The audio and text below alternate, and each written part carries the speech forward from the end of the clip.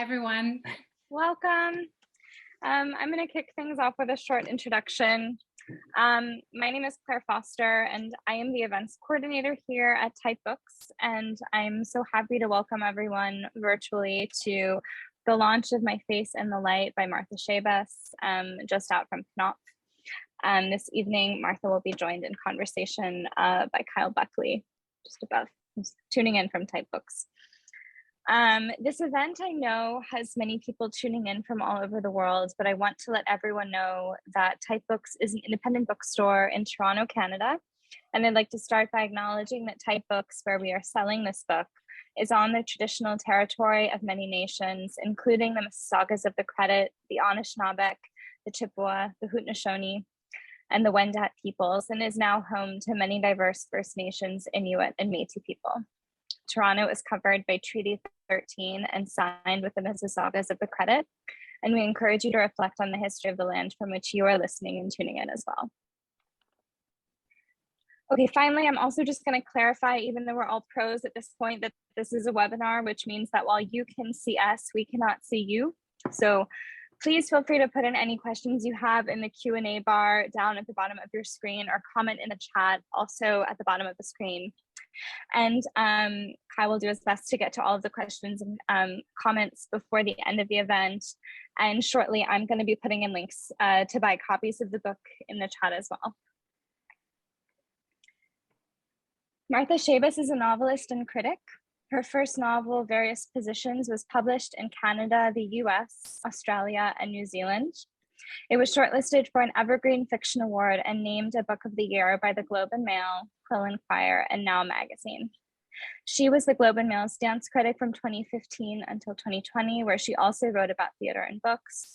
Her essays, art writing, and short fiction have appeared in publications including The Walrus, Hazlitt, The New Quarterly, and Dance Magazine. And I'm now going to turn it over to Kyle Buckley of Type Books, who is going to provide a more substantial introduction than my own. Thank you, everyone, and enjoy the event. Thanks, Claire. Hi, everybody.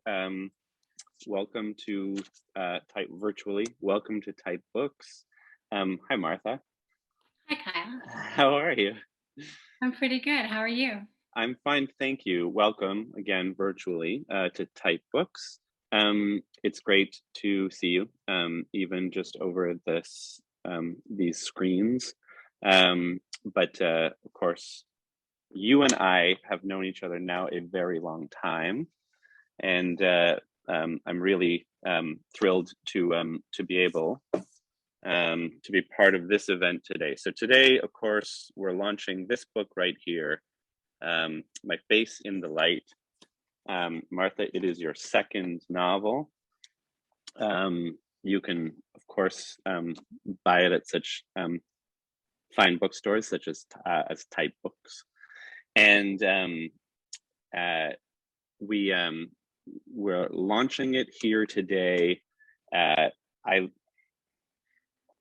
was just trying to organize my thoughts in terms of like what to say about introducing you to everyone as a writer.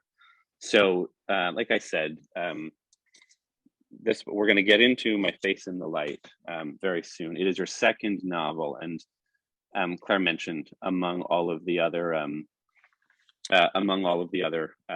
writing that you've done. She mentions like you've done a lot of dance writing and arts criticism, which was of course preceded by your very first novel, Various Positions, which is about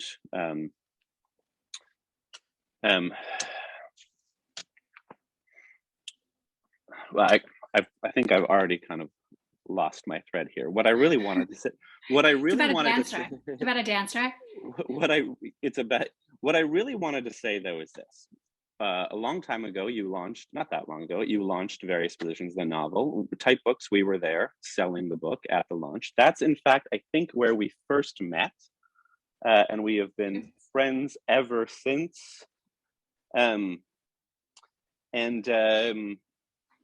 In the intro, since then, you've been writing this book, My Face in the Light. I've read it at different times, like in different forms, different drafts, etc. It was incredibly it's like a really unique experience for me, and really thrilling to read it now in its kind of final form. It's like different than I had seen it before, but like it's the same, it's the same book. It's a really exciting feeling to read a novel, because I'm a big fan of yours, Martha, and it's really exciting to read a novel that you've seen kind of grow and shape. Anyway, I cannot, obviously I cannot recommend it enough to people.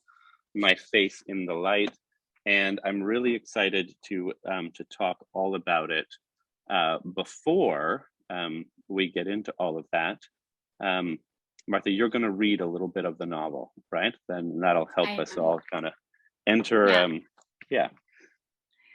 Well, thank you, Kyle, for that lovely introduction. Yes, I'm going to read a little bit from the book. I won't give too much context. This section is from sort of near the beginning.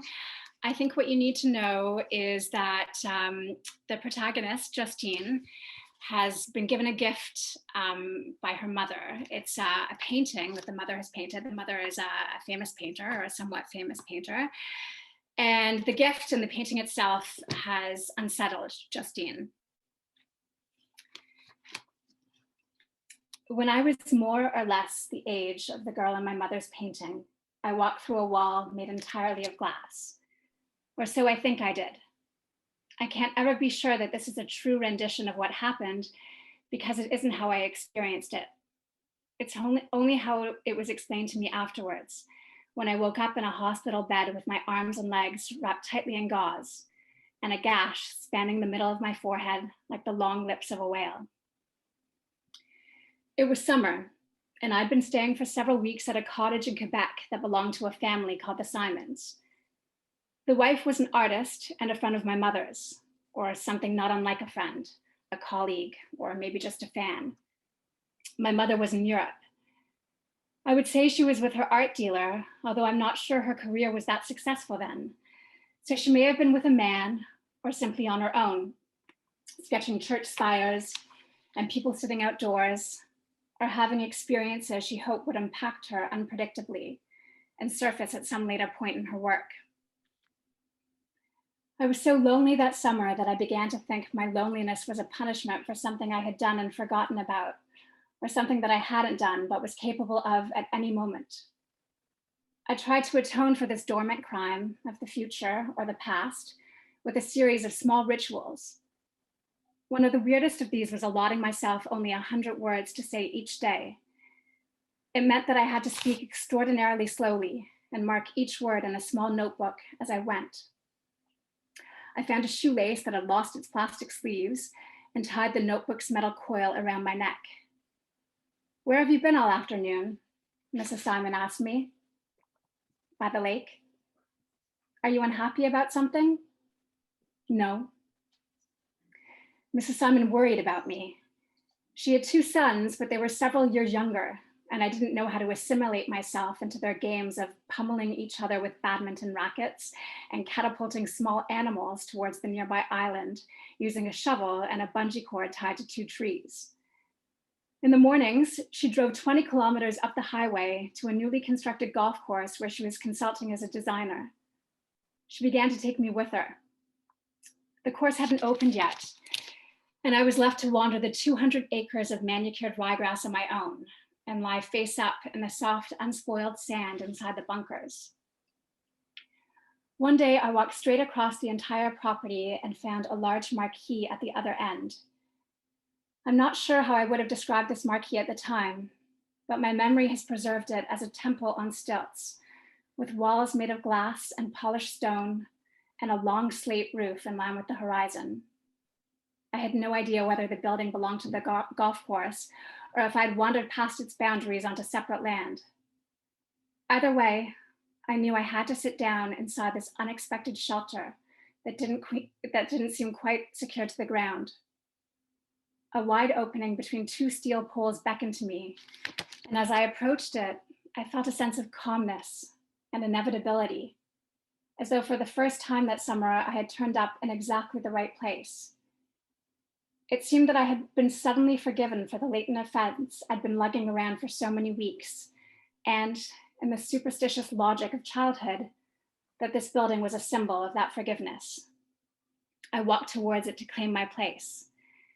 Then the air shattered on both sides of me, and I closed my eyes against a sharp and heavy rain.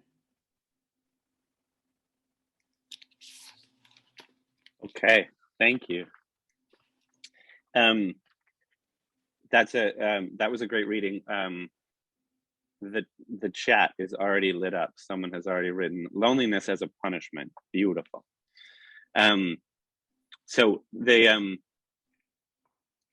this is a lot of the theme. I mean, that was a great your reading, and that gave us a little introduction to your protagonist Justine, and a lot of the stuff, though, of course, that will come out later in the book is a lot of the similar, in some ways, really similar themes to what you started writing about in your first novel, Various Positions. Like there are themes about like themes of just like art and belief and this whole like coming into one's own identity. One of the big differences, though, when we get to this book, My Face in the Light, is that it's in a lot of ways it's an evolution of these ideas. The passage that you read does have a narrator that it's a passage from childhood, but this is I know that I know this from just like things we have talked about. I know that one of the things that preoccupied you the most while writing this book was writing an older writing an older, more kind of almost more, I mean, not more evolved, just more aware and like, very literally an older narrator than you had written ever before, because it gave you so much more to be able to do. Yeah, I think a huge objective jumping into the second novel was an aesthetic one. My first novel, Various Positions, the protagonist is 14, 15. And so a huge exercise in writing that book was trying to distill her lack of nuance, trying to be able to figure out a way. I mean, what's interesting about that book is how she completely misunderstands what's happening around her. It's through the rawness and her lack of understanding and sort of restraint in terms of my writing approach to that I was able to make that book work. And with My Face in the Light, I really wanted to do the opposite. I wanted a protagonist who was really, able to think very clearly and eloquently, I hope, elegantly on the page. And I really wanted to capture the kind of precision and depth of her thoughts on the sentence level. So yeah, while there are many similarities, I think, in terms of themes, or at least some similarities, aesthetically, I was really approaching them quite differently. Something also that's not, I mean, obviously we're not going to get too just sort of deep into the plot of your novel, because the novel was launched just last week. I'm going to say probably some people listening or watching today haven't, actually read the whole entire novel yet. So we're not going to give anything away. Of course, I mean, I do want to remind people of what it looks like. But the plot of the novel does have, it has a kind of very, like a really peculiar, like really kind of fascinating incident that functions sort of as the inciting incident for the main overall plot of the novel. Is also, it's kind of like, I think of it as like kind of like an inciting incident in some other ways too, because I think that it was the sort of thing, it's something that happened to you, or a similar thing happened to you in life, and it became sort of the basis of this book. Do you want to talk a little bit about the incident I'm talking about? Oh, yeah. I do. Yeah. Yes. So I don't think it's giving too much way to explain that at the beginning. I think it's on the back of the book, or on the inside. Yeah. That Justine meets a man. She goes to London to audition. She's an actor in the theater, and she has an audition for an apprenticeship at the Royal Shakespeare Company. And she doesn't. The audition doesn't work out. I'll leave that I won't explain what exactly happens, but on her way back, she's on the Thames Link heading back to Gatwick, and she starts chatting with a man, or a man starts asking her questions. And, you know, what are you doing here? She mentions that she's in London for an audition, that she didn't go through with the audition, and he makes her an offer. He says, well, you know, if you, so I should add that she says, you know, I didn't go through with the audition, but I'm really trying to move here. I want a way to live in the UK, to leave Toronto behind.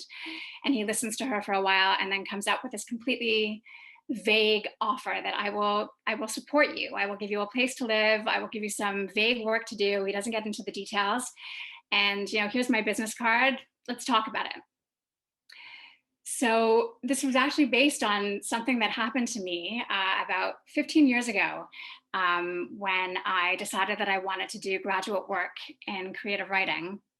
I applied to a few, including the University of East Anglia, which was my dream program. I was reading a lot of Ian McEwan at the time, which is sort of a joke between Kyle and I.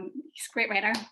And Wright and Kazuo Ishiguro, you know, it's this program that's renowned for making Booker winners. So it was a dream program of mine.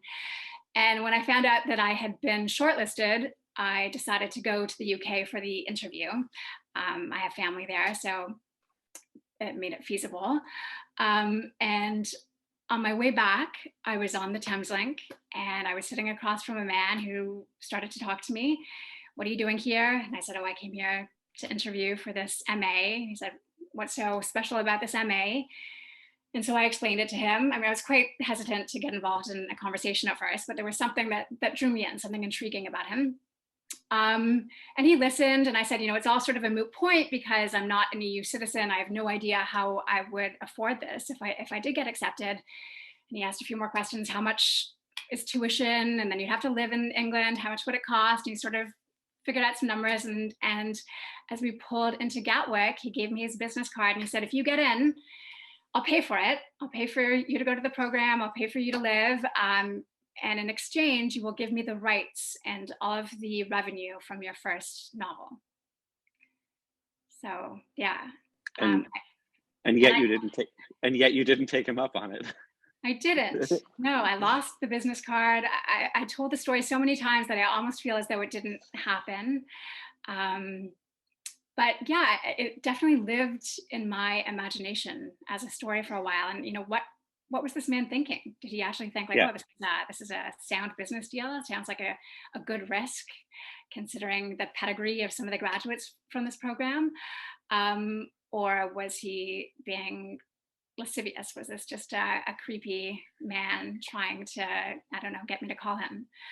But in my imagination, I wanted to toy with the idea of how the offer could have been made in good faith, that this was someone who wanted to help. Mm-hmm. And not necessarily for, you know, maybe he did think it was financially, you know, a good financial investment, but I was intrigued by how I could make him be good, and how, you know, I was intrigued with the possibility of creating purity in that offer. Yeah, it is a fantastic story, and it's almost like the textbook definition of like an inciting incident, like although, you know, in, you know, maybe not so much maybe in real life, but in terms of you know, just at the center of the plot of this novel, you know, or as, like, you know, right at the beginning of the plot of this novel, it's the thing that sets off, you know, because obviously it is so fantastic and strange, but it's full of opportunity and mystery all at the same time. It launches the trajectory of the novel. It's in a sense like it's a story that fascinates me, because like you've told me that story before, and then it's here in the book, and I think about it a lot. It's because it's a fascinating story, like sort of like you were saying. It's you have no idea what the intentions behind this offer are, and I mean that also, of course, puts us right at the root of what a writer does. I mean, makes things up and lets things go from there. And I had so I mean, because in a sense, like that's what the book is about. But in another sense, like that's just, that's just the plot of the book. There's other stuff, of course, going on. I had a funny thing happen to me. Like, this is a story I actually had wanted to tell you, Martha. A funny thing happened to me today when I was on my way into the store before the event tonight. And I stopped to get coffee, and the person at the coffee shop was asking me about the event tonight, and I was saying, it's the virtual launch for this book, and then I was asked, "What's the book about?" And I paused for a minute, and I just sort of said, "Well, it's fiction. Like, it's not about anything." I'm like, that's a terrible answer. And then I was like, my job is selling books. Like, I don't like, I really should have done, but it was such a stalling question for me, because I thought one of the first things I wanted to say, but of course I want to give you a chance just to correct me. But what I want to say is, like, well, it's a book about lying. It's a book about lying. In a way, yeah. Yeah, I don't know if that's the first thing that I would say, but definitely the tension. I mean, it's also a book about art, and to what degree lying is a part of art, and the two mediums that are explored in the book. The mother's a painter, and Justine is an actor. I mean, as an actor, she lying is the definition of what she does. The role that painting plays is more interesting in some ways. I think I was drawn to writing about a painting. There actually was a real painting that a friend of mine did that depicted a young girl in a red sweater that was very inspiring to me. And features prominently in the book. Yes, I should say there's a very prominent painting in the book. It's the painting that the mother that Rachel gives to Justine at the beginning, and that she was just sort of elaborating on it in the passage that I read. But how, a painting is an object that doesn't consume time the same way that, watching a play consumes time. It's temporal inherently, or reading a book is inherently temporal. Listening to a piece of music, it takes time, but a painting is actually just an object, and you can stand in front of it for half a second or 2 hours. And you can take it with you, as Justine does in the novel. So I was interested in how, like, where the temporal dimension of a painting exists. And, without giving anything away, the painting exists in many forms throughout the book and becomes many things. In some ways, it's, possibly an act of atonement, or it's an act of historical revisionism. What we were talking earlier, Cal, that it's an act of truth-telling, that there's a very strained mother-daughter relationship at the center of the book, if I haven't said that already. And part of that is because Rachel is a passionate artist. There's a line in the book that I really feel like epitomizes her relationship to art. And I'm gonna butcher my own line, but it happens when Justine meets her husband for the first time, or they start dating, and he starts talking about his interest in economics. And Justine is sort of blown away by what he's saying, not because of its actual content, but because she says something to the effect of, I'd never encountered conviction like that before, because maybe my mother had taught me that art depended on a kind of faithlessness in everything but its own execution. And for me, that's like a quote that's really at the heart of the book, that this mother who doesn't understand the world, beyond her investment in her art, and how that makes her very self-interested and very narcissistic in many ways, and a very bad mother in many ways. But in others, she brings so much richness to Justine's upbringing because of this perspective she has, because of this incredible talent and this incredible faith. It's a religion to her. Well, I mean, it's interesting that you mentioned, you said, you used the word faithlessness, which is interesting too, just to fold right back to what you just said earlier about when you're thinking about the kind of the fantastic story about this man on the train, and you thought one of the things, when it eventually much later becomes something like, becomes like this plot point, like in your book. You said one of the things you wanted to do was to see, could you come up with could you ascribe some purity to this gesture? Like, could you, like, for instance, some sincerity to it? And some goodness, Yeah, and so, right. And I mean, this, in a sense, you could say, like, this is your protagonist, Justine. Like, she was almost like, she was raised in a kind of, she had this fantastic upbringing with this like wild and incredible figure of a mother who was an artist, but at the same time she was raised in a kind of faithlessness, which maybe scars her somewhat, no pun intended, since your protagonist has a scar, but maybe scars her somewhat because she's sort of looking to do the same thing that you just talked about, right? Absolutely. I mean, that's why she feels so unmoored in her life, because she's only had one sort of example that was, completely, founded in art. And Justine has sort of attached herself onto theater simply because she happens to have this kind of neat trick. She's a great mimic and she gets a lot of attention for it. She's clearly very talented naturally, but it's not something that she has faith in or takes much pleasure in. So yeah, she finds herself on the brink of her 30th birthday feeling like she has no idea what meaning is. She hasn't sort of located any of the coordinates of meaning in her life. She doesn't know what that means in her own voice. So yeah, in many ways the book is about an identity crisis, but one played out with this very specific art dimension. Well, and again, so like, and all of that still kind of, has to, like, all that has to do with the plot of your novel, Yeah. Which, like I said before, is also in a lot of ways not what your book is about. Like, even, I mean, there is a story that is going on. It is, it's not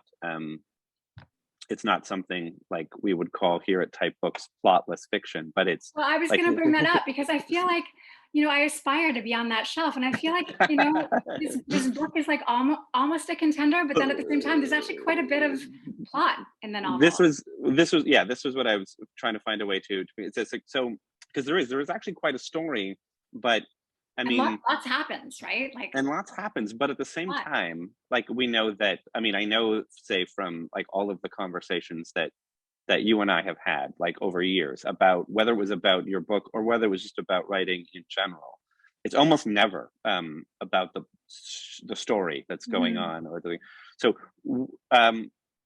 what is, like, I mean, this is a terrible question, because this is like the way too broad for anyone to actually appropriately answer, but what is it, that drives you while you're writing, like, other than the plot of a story? Like, what is it that it's like, that really is like sort of at the heart of things like that for you? I mean, it's completely the language, the sentence level, the writing itself, and you're trying to convey mood that way, and to think really well. I'm really interested in the overlap between critical and creative fiction. I mean, I was a dance critic for a long time and still dabble in dance criticism here and there. So I love prose that effectively feels like complicated, beautiful thinking. Those are the writers that I veered towards, and that's very much what I was trying to accomplish with this book, to have Justine think very, very well, very fully on the page, and to find, I wouldn't call her like erudite, but she's definitely someone who likes to analyze things. So yeah, that's what's happening when I'm writing, and thinking about mood. And I think character, I mean, is something that is more instinctive in a sense. Yeah, if that makes sense, but yeah, definitely language to answer that question. Yeah, I mean, it, it brings to mind, like, I mean, other writers, like a writer like Rachel Cusk, who writes in this kind of way, that everything that's being observed, it's on, like, everything that's happening psychologically for the character, all of the thinking that's going on, like, that the narrator is doing, is sort of on par with everything else that's just being observed. Like, it's every bit a part of the fabric of the story as the as the stuff of the story, like of the plot points themselves.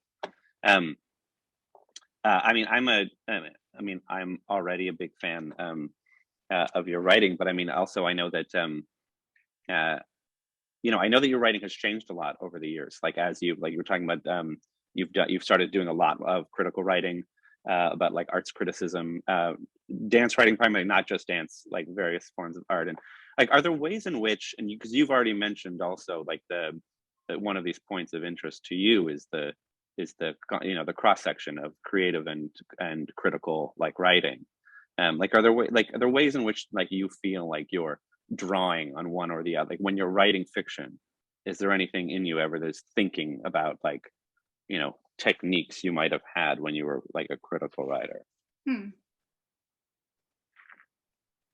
Um, I mean, I don't think I'm necessarily all that conscious of thinking differently when I'm writing fiction as to when I'm writing criticism, other than, I have a very specific task at hand with criticism. And I can't edit, it doesn't afford time for when you're writing reviews, especially. Mm-hmm. Like I have an overnight deadline. So I can't afford myself the same room to make mistakes, which is a great thing you can do with fiction. I can, look at a paragraph for 2 weeks and sort of tinker with it until it's perfect. As a dance critic, though, I'm really interested in comparing art forms and seeing what Mm-hmm. one can do that another cannot, and feeling sort of envious of them. I think we've talked about this before, Kyle. So as a dance critic, I would often, watch a piece of dance and be like, oh, I feel completely daunted by the task of having to write about it, because everything that I saw about it was just ineffable, and that was what made it so wonderful. And thinking how could I possibly be so bizarre and so, I don't know, how could I possibly manifest something that seems so weird and unconscious in prose? And then when I come back to my own fiction writing, thinking about like, okay, how can I get that? And you can't necessarily. I think about that with film as well. Like, film is very good at very delicately suggesting intimacy between characters, or mood or emotion that can feel much more belabored when you sit down and try to work that out with like syntax and words. Well, and ultimately, I think one of the big differences is that writing is, I actually don't know if it's a difference, but it's like writing is very lonely. Like you do it all by yourself, which there was the comment that was made even just tonight in the chat, the quoting you, loneliness is a punishment, it's beautiful. That's, I mean, when Justine, your protagonist, when she is young, when she's going through this drought of extreme loneliness, the thing that she turns to is writing things down, right? Like she carries that pad of paper with her and she starts to write down just so she can economize her words. Yeah. Like, I don't know if writing is actually lonelier than other art forms. It just feels that way because you do it all by yourself. You do. And then you populate it with all sorts of other people. Like you populate it. Say when you're writing fiction, you populate it with characters.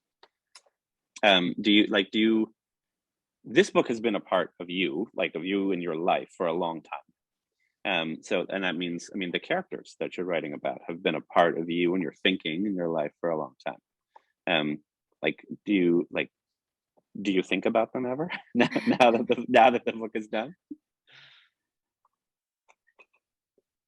I mean, I'm definitely not the kind of writer who thinks of her characters as like real people. Like, what are they up to now? No, they're very much like my constructs. I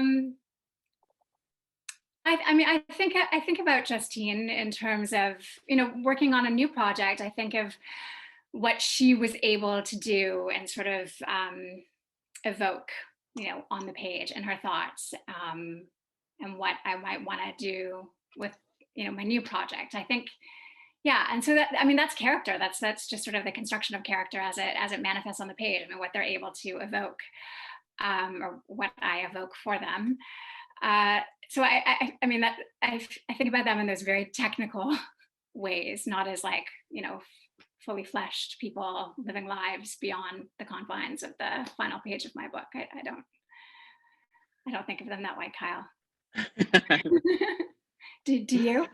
I try not to. I try, I try not to do that. I think that uh, but it's when you populate a world with characters, you still, I think, a lot of the time you have. I think that part of the way that I think about it is this, where you've got one idea, or like you've got maybe an idea that's being explored, um, and so one of the things that characters, of course, can do is you've got different viewpoints that you can put together. You've got all sorts of different ways that, like, the different characters might be acting out different aspects of this one idea. This is why I said the thing at the beginning that, like, partly, at least to me, your book is about lying, because um there are many, like, critical, like, points through, like, critical plot points even throughout your book. There are lies that are being told, um that that from, I think, even, like, from different characters, even at different times, um and you know it's almost like those lies are the things that give direction to the book. Like, we're follow the narrative, almost like, of the novel follows these lies along. Justine tells a lie, right? Like, Yeah, to kind of, there's quite a big lie that it sort of sets the plot in motion. The original lie of the book, you could say. yeah. And then there's like um and this is kind of like a she lies to kind of get out of her old life, sort of thing. Like, it's like a lie of commission. Like, she flat out just lies. But then she meets this man on a train. In a sense, he lies to her because of, he kind of leaves out, it's like a lie of omission. He leaves out a lot of things about that are, part of this deal that he's actually proposing to her. And we follow that lie along for a long time too, in the plot. Sorry, that's not even a question. Like, I'm not giving you much to. I mean, yes, there are many lies. That the whole sort of book is kind of I think I described it before as a scaffolding of lies, and it parallels Justine's own experience of her life, that she feels as though Mhm. her marriage might be a lie, that her career is certainly a lie, that her relationship with her mother um, is sort of full of so much repressed pain and lack of kind of understanding and some lies as well. That, yeah, lying definitely is a through line, both thematically and topically throughout the book.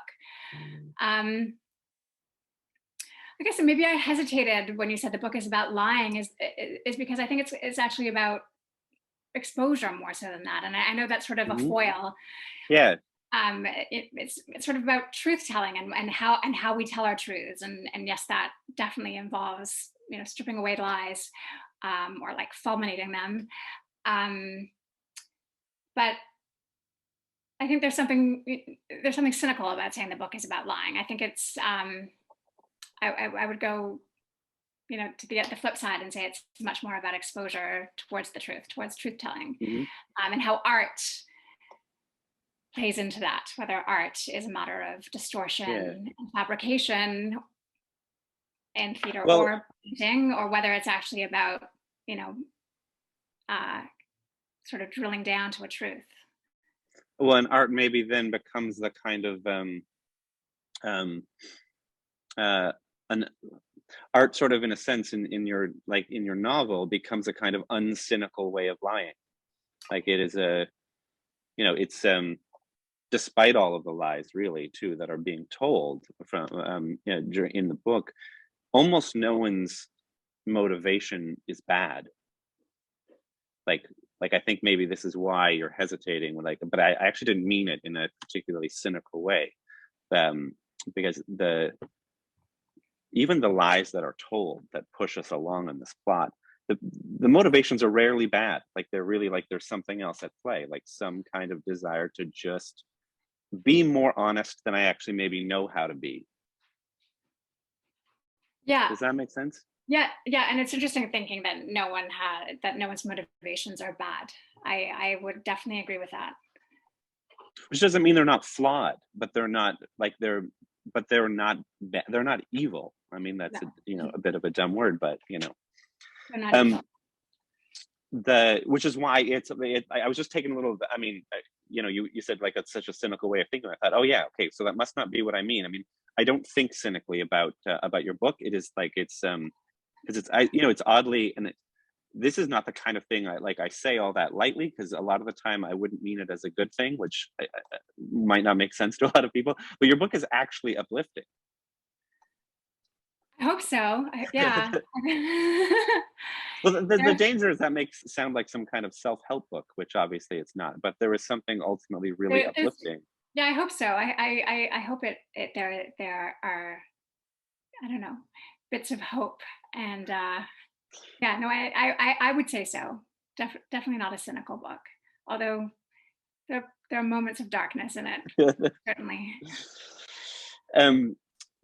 There's lots more also that I wanted to talk about. I mean, I wanted to talk about just some kind of ideas about place, and sort of how, like, this is a book that I always think that like not very much fiction actually happens in Toronto. This is a book that like happens, it starts in Toronto, it ostensibly it happens in Toronto, but then it takes off right away. Most of the action, of course, like happens in London, not like not in Toronto. And I wanted to ask you some questions about place and about other countries, and that idea. There's also some great passages in your book about traveling to other places. But before getting into any of that, we do, as Claire mentioned at the very beginning of tonight's event, there is a Q&A section that people can write, and we do have a question that has popped up already in the Q&A. So I will, I'm going to ask it now. It's from Stephanie Martins, and the question is, what is the painting featured as a motif throughout the novel, and why did you choose this painting? So yeah, the painting in the novel is based on a real painting.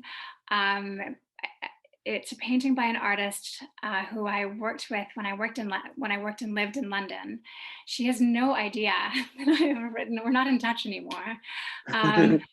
She has no idea, that I have sort of distorted her painting and written a novel about it. And it's different than how it's described in the novel, but I would say recognizable. So maybe she'll come across the book one day and be like, "That's my painting she's describing." But it features some children in sort of a wash of green space. They seem to be sitting on a hill, and the girl is wearing a red sweater. And it's quite minimalist, but I thought it was beautiful. And there was no kind of real conscious decision to then sit down and write a novel about that painting. But as I started writing, and the painting was in fact sort of one of the first plot points that I figured out. And it's a mystery, actually, like in the book itself, for those of you who haven't read it, like why the painting is affecting Justine the way it is. She's so sort of disconcerted and upset with it from the outset. And the painting, is a huge part of the novel, and figuring out why and what it represented and what it was doing in the book was something that I figured out as I wrote, which might be surprising to people who have read it, because it's sort of the big reveal seems like it tied, or do I want to call it tidy, Kyle? Like tidy sounds disparaging, but it works to the extent that it would seem as though I had maybe had that idea going in, but I didn't. It was something I discovered through writing. Well, and that painting, it's like it's carried through the novel. I mean, it is literally carried through the novel. She kind of like Justine lugs this. She lugs this painting with her as she leaves. She's like, "Goodbye, Toronto, and I'm heading to London with my painting." And one of the very few things she brings with her for kind of, I mean, this is like, again, she kind of doesn't know that why she's doing it really, but one of the things she does is she just lugs this painting with her. Another question here. I love the man on the train, divergence from reality. I'm so curious to know how similar Justine's reaction to this groomed version of his offer is to what the author's would be. So I guess we kind of talked about this already, because you never, I mean, to be honest, it never occurred to me for a second to actually call this man. it's just not something you do in real life. You know, it was a strange man who made me a very bizarre offer. I think, a few people asked me like, why not give him the benefit of the doubt? But it didn't occur to me, not for a second, even though at that point I had no idea how I was gonna pay for the MA. I ended up getting a scholarship, which rendered it completely moot. But yeah, I don't know. That's testament to my own, I don't know, lack of faith in humanity, I guess. That I just thought his. I mean, I mean, also a why nicer, I was sorry. I was just saying a nicer way of putting that might be it's a testament to your actual powers of imagination, since My everything that interest in happens. fiction. Yeah. Um, another question here. I realize books take a long time to write, but has the current state of the world affected how you write? I guess this might be a question that is, I mean, that might be a little less to do with this book here, but more to do with maybe the writing you're doing now. Yeah. It's not the state of the world that has affected my writing presently. It's the fact that since I finished My Face in the Light, I've had 2 kids. So, yeah, I'm writing at a much slower pace than I was pre-motherhood. Mm-hmm. I am optimistic that I will renew something like my previous pace soon enough, but yeah, things have slowed down with 2 babies. I do think that, like, I mean, I do think that. I mean, I'm also like thinking about this question about like, Mhm. how did your character's reaction to this offer on the train like differ from what yours would have been? I'm thinking like, I think a big part of what this book is about is I think like this book. I mean, there's a big part of this book that is about, to me at least, that is about you as a writer, because it is exactly about like the powers of art and maybe like particularly fiction or just imagination to take over situations and to make something else of it.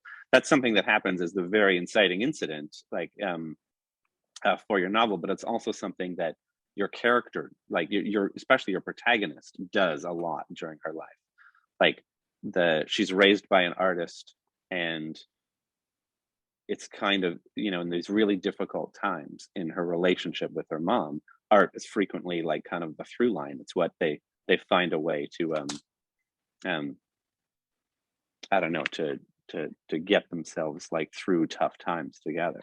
Yeah, I mean, I have to say that the kind of, Justine, as I was discussing, she's such a thinker, and all of that is happening in prose on the page. So she has sort of an undeclared passion. It's, my kind of ventriloquism being like making her think through things. She definitely, even despite, not being truly interested in the theater and feeling at loose ends in terms of what she wants to do, she definitely has this kind of analytical sensitivity that feels like an artist's, disposition, an artist's outlook. There is a very related question here too. Is there any reason that you picked actress as Justine's, like as Justine's like work?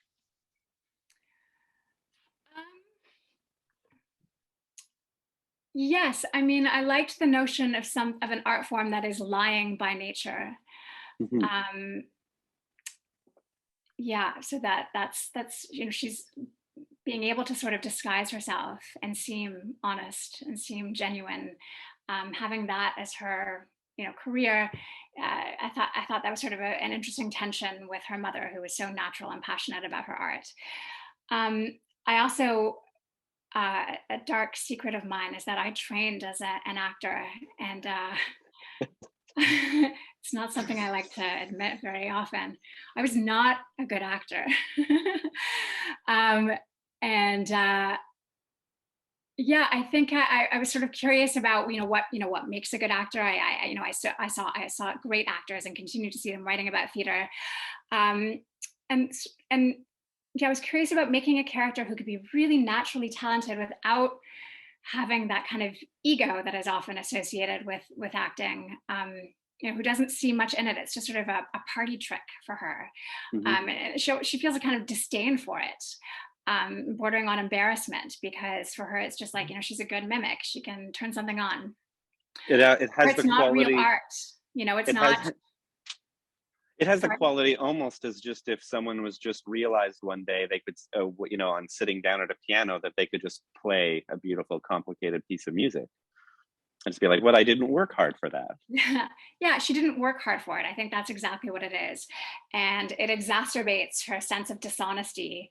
But the fact that, acting is in and of itself, a performance. And then she feels performative in her life Hmm. more generally. And it underscores a kind of faithlessness that she goes through a lot of her life with. Is Exactly. Yeah. you know.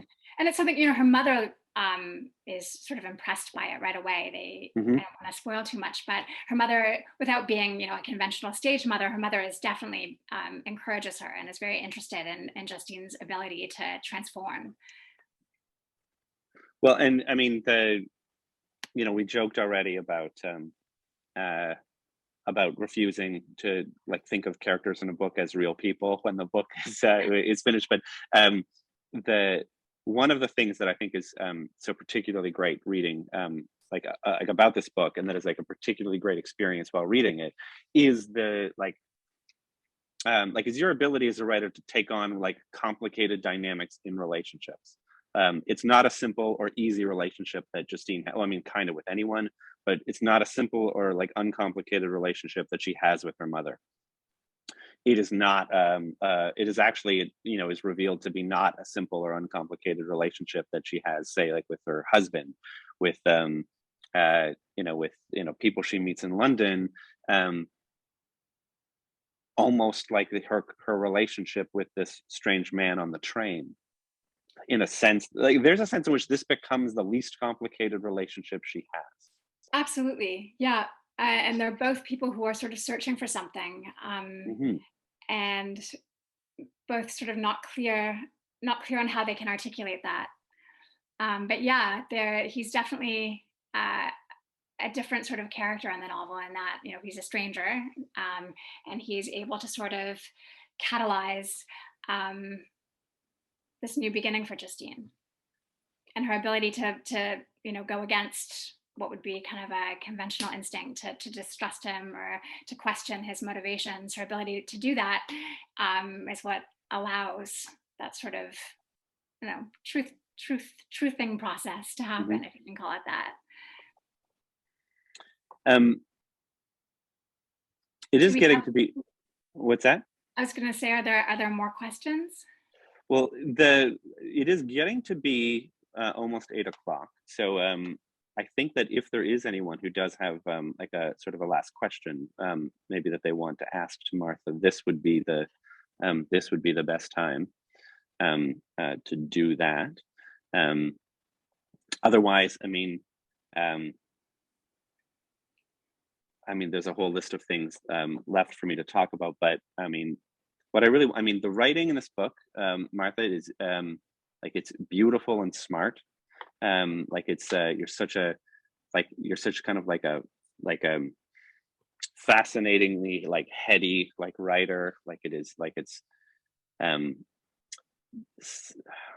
but kind of like the characters and their relationships are psychologically complicated, but at the same time really really genuine and kind of very like vulnerable in a way that lets us in on so much.